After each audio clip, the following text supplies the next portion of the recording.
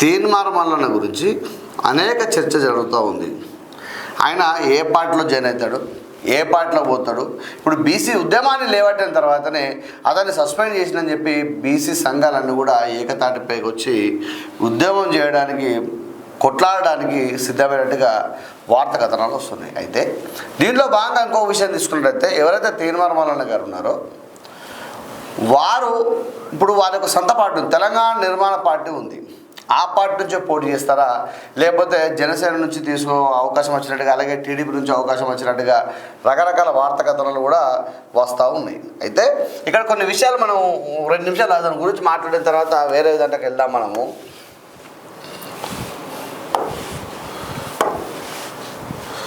అయితే మన ఉమ్మడి రాష్ట్రంలో అంటే తెలంగాణ, ఆంధ్రప్రదేశ్ తీసుకున్నట్టయితే మన దగ్గర జాతీయ పార్టీలు ఏమున్నాయి, ఇక్కడ అసలు ఏం రూల్ చేస్తున్నా కొన్ని విషయాలు తీసుకున్నట్టయితే బీజేపీ,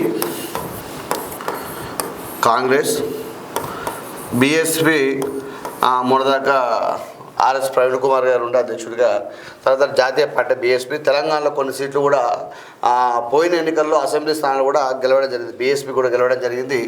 అలాగే టీడీపీ, జాతీయ పార్టీలు మర్చిపోయారు. ఇప్పుడు మొన్ననే మన బీఆర్ఎస్ కూడా జాతీయ పార్టీగా ఆవిర్భవించడం జరిగింది.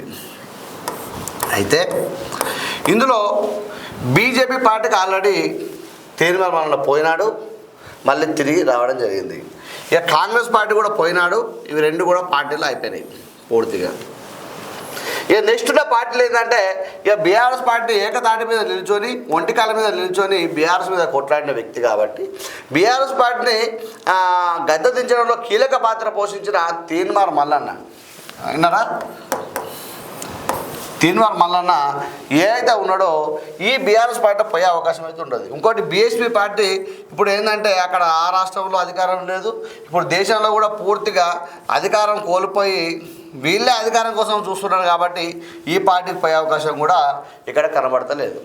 అలాగే ఇప్పుడు టీడీపీ పార్టీ తీసుకున్నట్టయితే ఆర్థికంగా బలంగా ఉన్న పార్టీ ఏదైతే ఉందంటే టీడీపీ పార్టీ. ఆర్థికంగా నిధులున్న పార్టీ ఏదంటే టీడీపీ పార్టీ కాబట్టి. అయితే ఏపీలో ఇప్పుడు అధికారంలో ఉన్న పార్టీ ఏంది, టీడీపీ. కాబట్టి ఇప్పుడు తెలంగాణలో ఇంతకుముందు 2014 కంటే ముందు కూడా తెలంగాణలో బలంగా ఉన్న పార్టీ ఏదైతే ఉందో అంటే టీడీపీ పార్టీ. కేసీఆర్ గారు అధికారంలోకి వచ్చినాక పూర్తిగా టీడీపీని నిర్వీర్యం చేసిపోయింది, మొత్తం టోటల్గా కథం చేసి ఉన్న ఎమ్మెల్యేలను కలుపుకొని